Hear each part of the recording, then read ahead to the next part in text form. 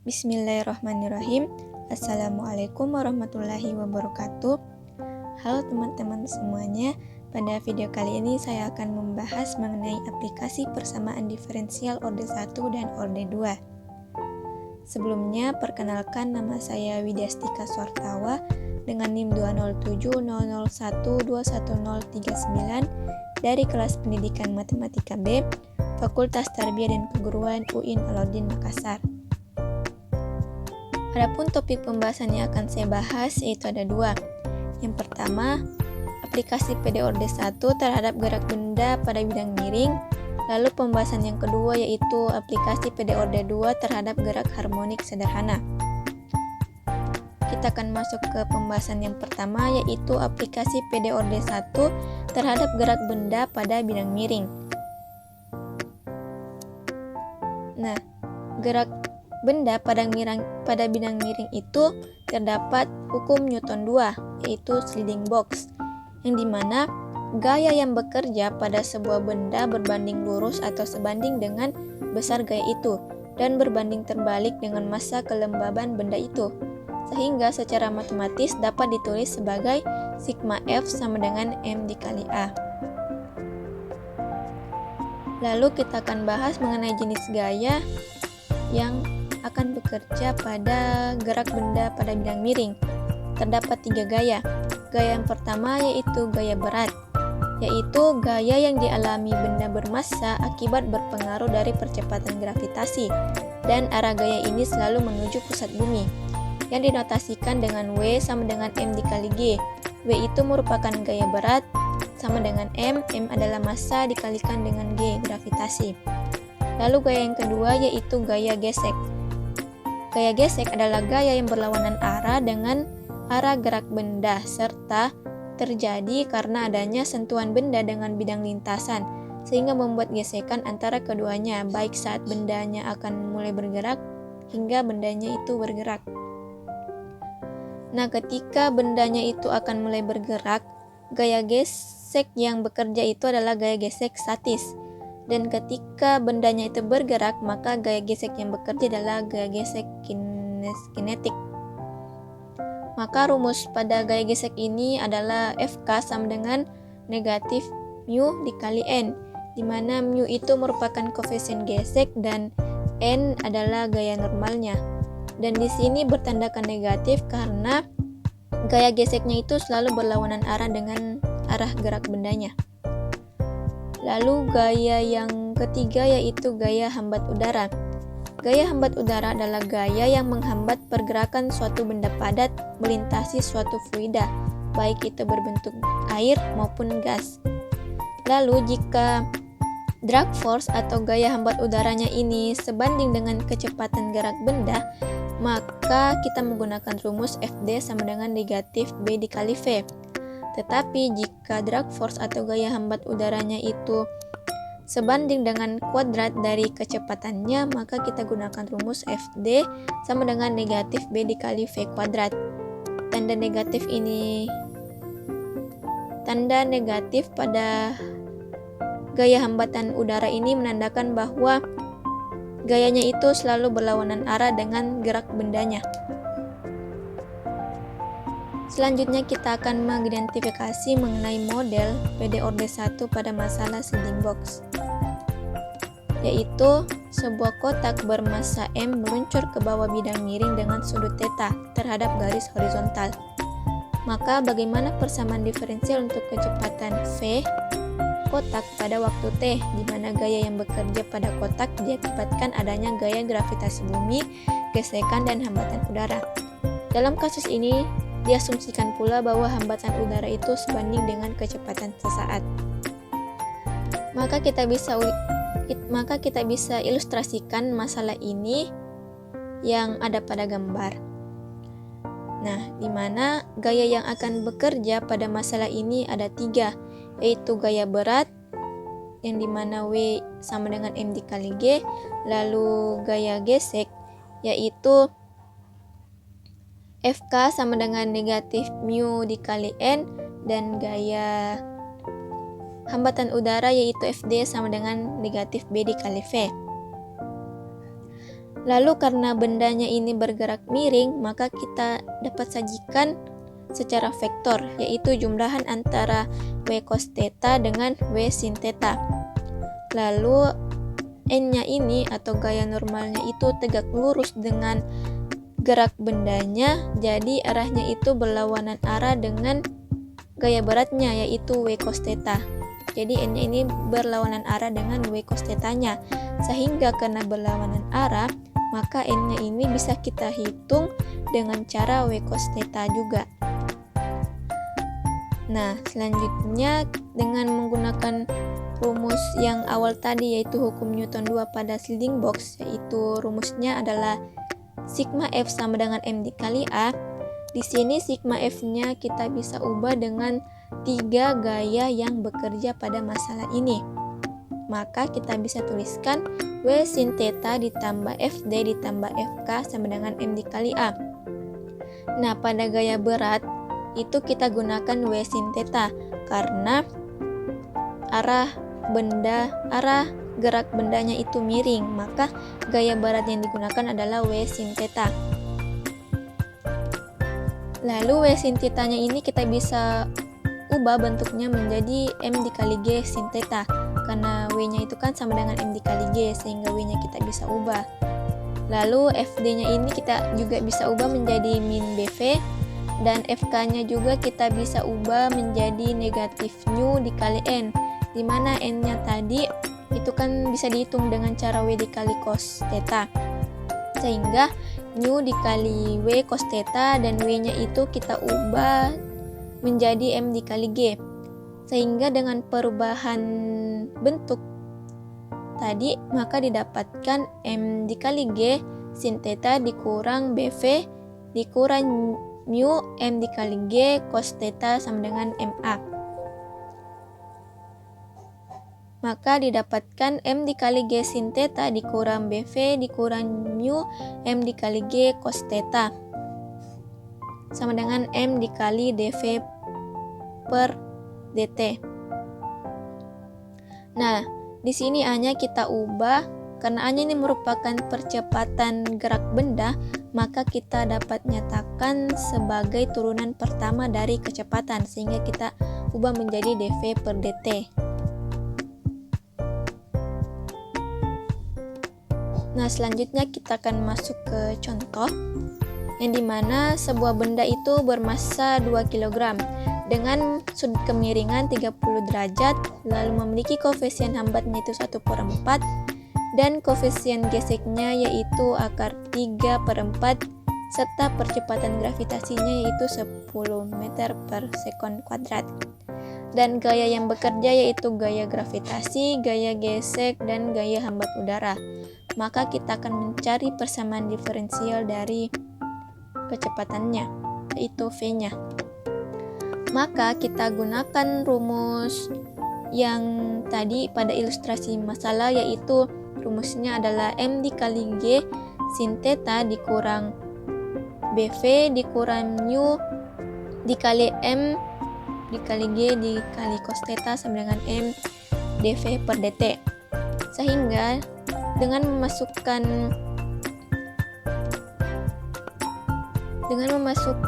dari masing-masing yang telah diketahui di soal, sehingga didapatkan 2 dikali 10 sin 30 derajat dikurang 1/4 V dikurang akar 3/4 dikali 2 dikali 10 cos 30 derajat sama dengan 2 dikali dV per dt.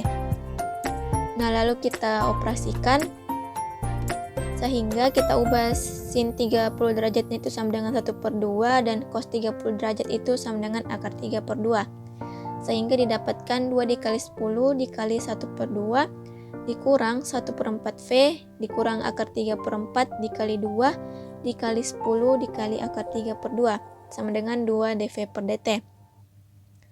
Sehingga jika kita kalikan lalu kita kurangkan atau kita operasikan, maka menghasilkan 10 dikurang 1/4 V, lalu hasil dari akar 3 dikurang akar 3/4 dikali 2 kali 10 dikali akar 3/2 itu menghasilkan 3/2 dikali 5, Sehingga 10 dikurang 1/4 V dikurang 3/2 dikali 5 sama dengan 2 dV per dt.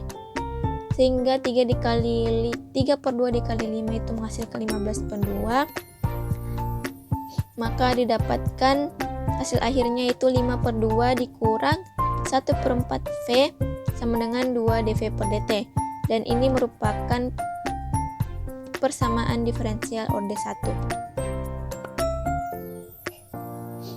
Nah, selanjutnya kita ubah menjadi, karena tadi itu kan berbentuk 5/2 dikurang 1/4 V sama dengan 2 dV per dt, maka kita ubah menjadi dV sama dengan dt.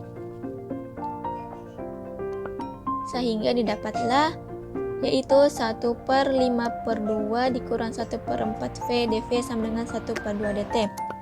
Nah, langkah yang pertama itu kita mengubah dulu pecahan campuran dari 1/5/2 dikurang 1/4 V, dimana penyebutnya dulu kita selesaikan, yaitu 5/2 dikurang 1/4 V.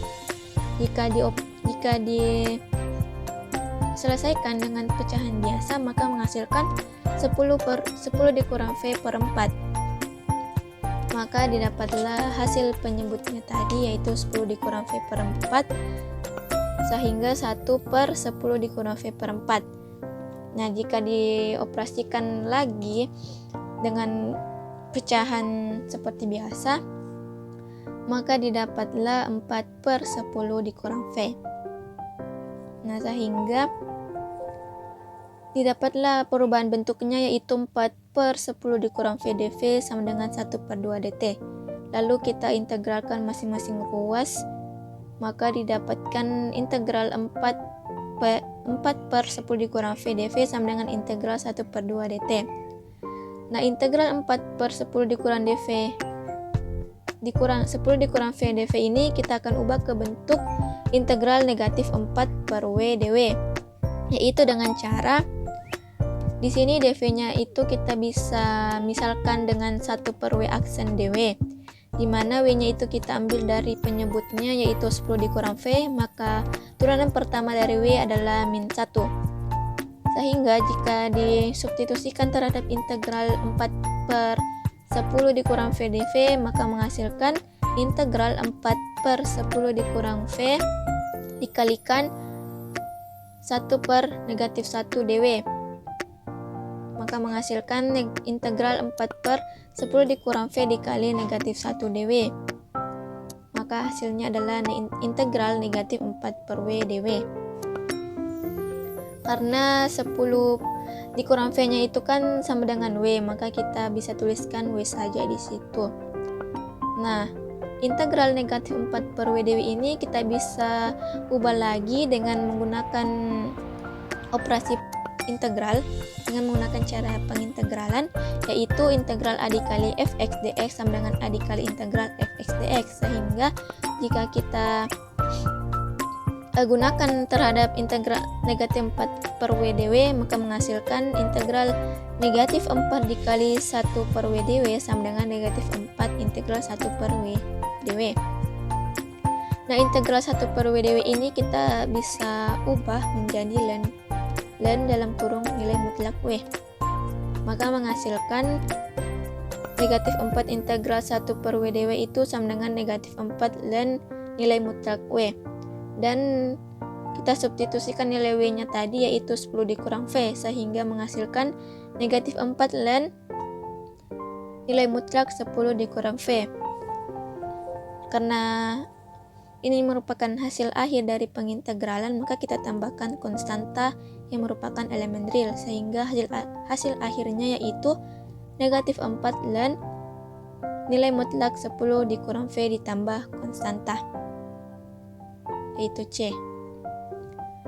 Nah, selanjutnya kita akan cari integral dari ruas kanannya, yaitu integral 1/2 dt, yang dimana kita bisa operasikan dengan cara integral A dv sama dengan A dikali X, dimana A-nya itu sama dengan 1/2 dan X-nya sama dengan T.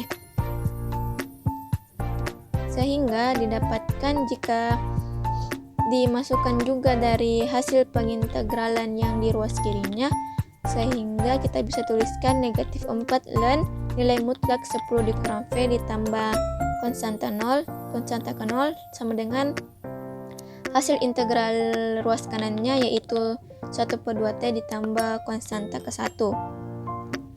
Nah, lalu koefisien negatif 4 yang ada di ruas kiri ini kita bisa pindahkan, kita bisa kalikan dengan yang ada di ruas kanan, yaitu 1/2-nya. Sehingga didapatkan ln nilai mutlak 10 dikurang V sama dengan negatif 1/8T ditambah konstanta kedua. Karena konstanta ke 0-nya itu juga berpindah ruas ke kanan, ke ruas kanan, maka menghasilkan konstanta kedua. Nah, selanjutnya masing-masing ruasnya ini kita bagi dengan ln, maka menghasilkan 10 dikurang V sama dengan eksponen pangkat negatif 1/8T ditambah konstanta kedua. Nah, setelah itu kita masing-masing ruasnya itu kita kurangkan dengan negatif 10 untuk menghilangkan nilai 10 di ruas kirinya agar tersisa V, sehingga didapatkan negatif V sama dengan konstanta eksponen pangkat negatif 1/8T dikurang 10.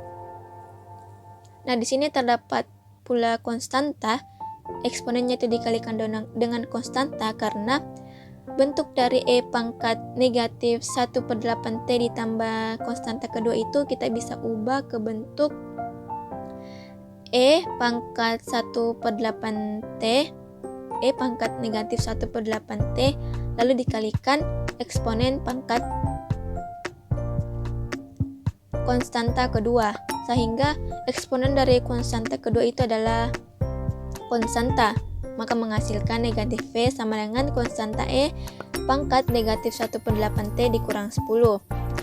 Nah, untuk menghilangkan tanda negatif di ruas kirinya, maka kita kalikan masing-masing ruasnya itu dikalikan dengan negatif 1, sehingga menghasilkan V sama dengan 10 dikurang konstanta eksponen pangkat negatif 1/8T.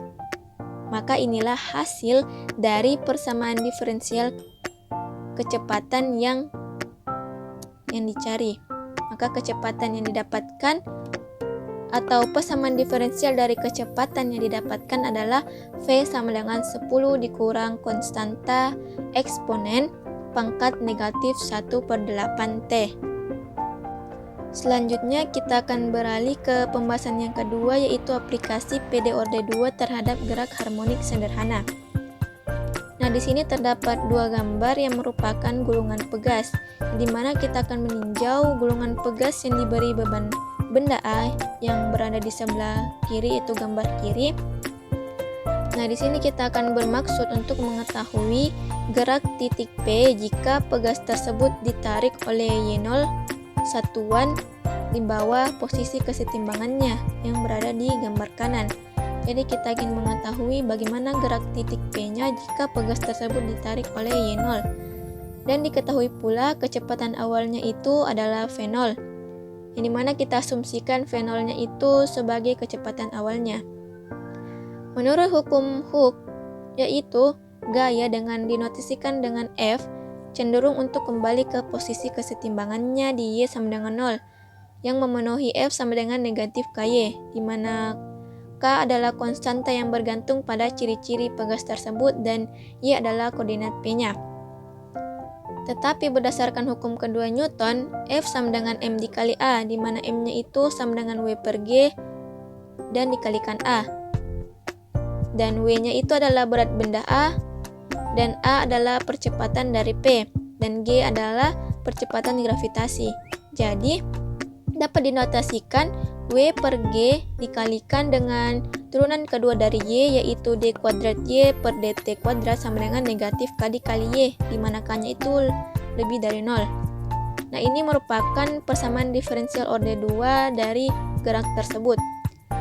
Sehingga solusi Y harus memenuhi syarat-syarat awal Y0 Y Y0 sama dengan Y0 dan Y aksen 0 sama dengan V0, di mana Y0 dan V0 ini masing-masing adalah posisi awal dan kecepatan awalnya. Selanjutnya, jika kita anggap B kuadrat itu sama dengan K dikali G per W, maka menghasilkan K per M. Sehingga persamaan ini dapat berbentuk menjadi D kuadrat Y per DT kuadrat ditambah B kuadrat Y sama dengan 0, dan mempunyai solusi umum yaitu Y sama dengan konstanta ke-1 cos BT ditambah konstanta kedua sin BT.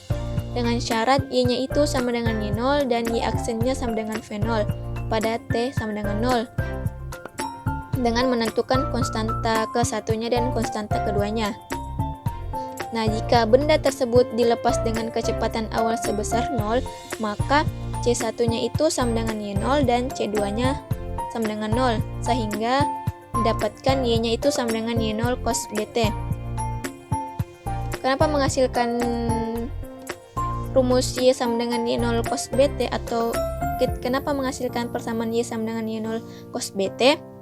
Karena telah diketahui konstanta ke-1-nya itu Y0 dan konstanta keduanya itu sama dengan 0, sehingga sebelumnya kan tadi solusi umumnya itu sama dengan Y sama dengan konstanta ke-1 cos BT ditambah konstanta 2 sin BT.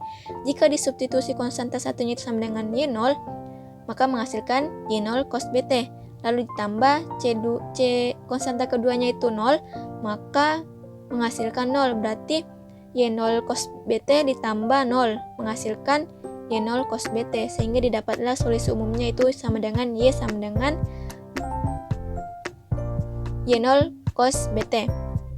Lalu kita dapat mengatakan bahwa pegas tersebut sedang mengalami gerak harmonik sederhana dengan amplitudo Y0 dan periodenya itu 2pi per B. Kita bisa lihat pada gambar yang dimana periodenya itu sama dengan 2pi per B yang akan membentuk sebuah gerak harmonik sederhana.